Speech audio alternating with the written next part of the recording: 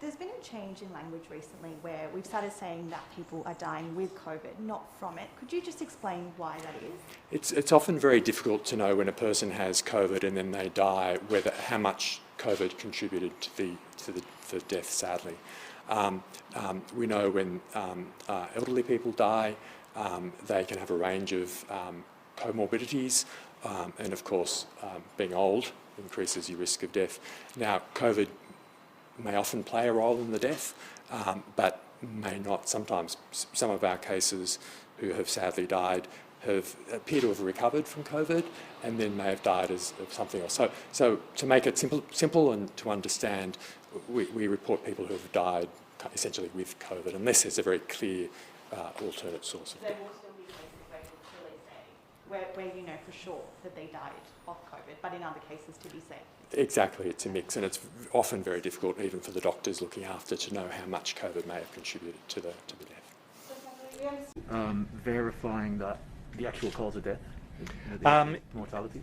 Not necessarily. So for deaths from coronavirus, anyone who's a confirmed case who dies is classified amongst coronavirus deaths. So it doesn't have to be definitively from coronavirus. And in some instances, in aged care, there would have been some residents who were already receiving palliative care who became infected with coronavirus. So it's not definitive about whether they've died with or from coronavirus. I think it's fair to say that coronavirus is a very serious infection in anyone in aged care, but for classification purposes and reporting purposes, that's the definition.